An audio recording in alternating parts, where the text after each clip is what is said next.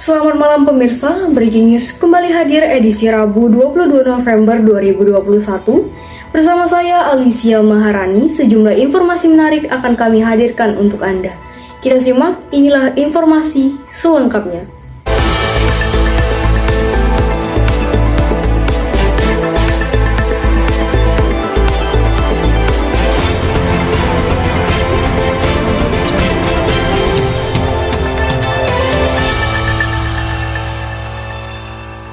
Pemirsa, saat ini angka kasus positif COVID-19 di dunia semakin melonjak. Antisipasi ini terjadi di tanah air dengan menerapkan PPKM level 3 secara nasional jelang libur Natal dan Tahun Baru. Pemerintah menerapkan pemberlakuan pembatasan kegiatan masyarakat atau PPKM level 3 di seluruh wilayah Indonesia mulai 24 Desember 2021.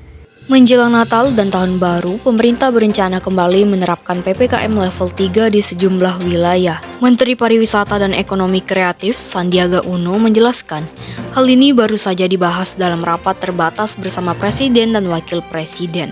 Dalam rapat tersebut, keputusan memberlakukan kembali PPKM level 3 untuk memitigasi potensi kenaikan kasus COVID-19 di tanah air. Menteri Koordinator Bidang Pembangunan Manusia dan Kebudayaan, Muhadjir Effendi mengatakan, kebijakan PPKM level 3 ini berlangsung selama 9 hari hingga 2 Januari 2022. Muhadjir juga mengatakan kebijakan penyamarataan penerapan PPKM level 3 tersebut dilakukan karena libur Natal dan Tahun Baru diprediksi akan meningkatkan mobilitas masyarakat.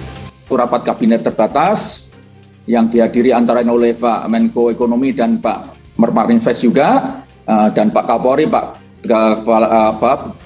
Panglima TNI, disepakati bahwa selama libur Nataru itu seluruh Indonesia akan diberlakukan peraturan atau ketentuan level 3. Walaupun ini bukan berarti bahwa seluruh daerah dinyatakan sebagai berlevel 3, tetapi pengetatan untuk seluruh Indonesia itu akan diberlakukan dengan standar yang selama ini diberlakukan atau digunakan untuk level 3. Sehingga ada keseragaman secara nasional, dan kemarin juga sudah ada kesepakatan nanti segala aturan yang berlaku baik yang di Jawa Bali maupun yang di luar Jawa nanti akan diseragamkan. Ancaman gelombang ketiga COVID-19 di Indonesia bisa dicegah dengan pengaturan mobilitas dan mencegah kerumunan selama libur Natal dan Tahun Baru. Namun, rencana pemberlakuan pembatasan kegiatan masyarakat level 3 perlu disesuaikan dengan data. Selain itu, pengetatan dan pengawasan protokol kesehatan juga dilakukan di sejumlah destinasi terutama di gereja pada saat perayaan Natal, di tempat perbelanjaan dan destinasi wisata lokal. Berita selanjutnya datang dari Provinsi Jawa Barat. Belum lama ini, publik dihebohkan dengan kabar adanya seorang pria bernama Yana Supriyatna, warga desa Sukajaya, Kecamatan Sumedang Selatan, hilang secara misterius di kawasan Cadas Pangeran, Jawa Barat pada Selasa 16 November 2021.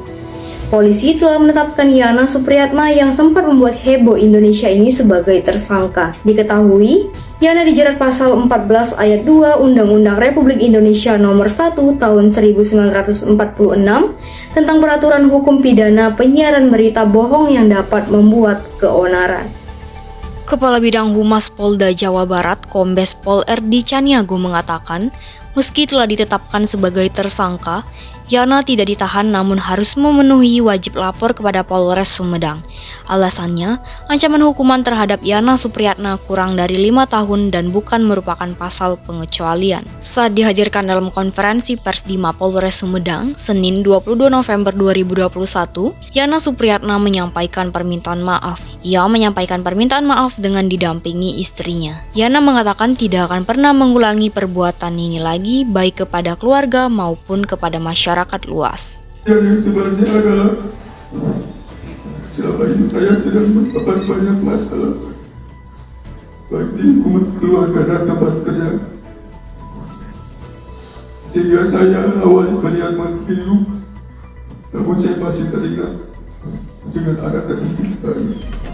Sebelumnya diberitakan seorang pria bernama Yana Supriyatna, warga desa Sukajaya, Kecamatan Sumedang Selatan, Kabupaten Sumedang, Jawa Barat, hilang secara misterius di Jalan Bandung Cirebon, tepatnya di kawasan Cadas Pangeran, pada Selasa 16 November 2021 malam. Sebelum hilang secara misterius, Yana sempat mengirim pesan suara melalui WhatsApp kepada istrinya. Dalam pesannya, Yana mengirimkan suara terakhir seolah meminta tolong kepada istrinya. Di kawasan Cadas Pangeran, pihak keluarga hanya menemukan sepeda motor Honda Supra bernomor polisi Z2333 AB milik korban yang tergeletak di samping kiri. Dengan kondisi stang motor terkunci sementara korban tidak ada. Personel gabungan hingga anjing pelacak pun diturunkan untuk mencari keberadaan Yana. Polisi terus melakukan pencarian hingga Yana akhirnya ditemukan di wilayah Dawan, Kecamatan Dawan, Kabupaten Majalengka, Jawa Barat, dalam keadaan sehat. Yana mengaku menghilang secara misterius dan sengaja merekayasa cerita fiktif untuk kabur dari masalah pribadinya. Dilakukan penahanan karena pasal ini ancaman pidananya tidak lebih dari 5 tahun.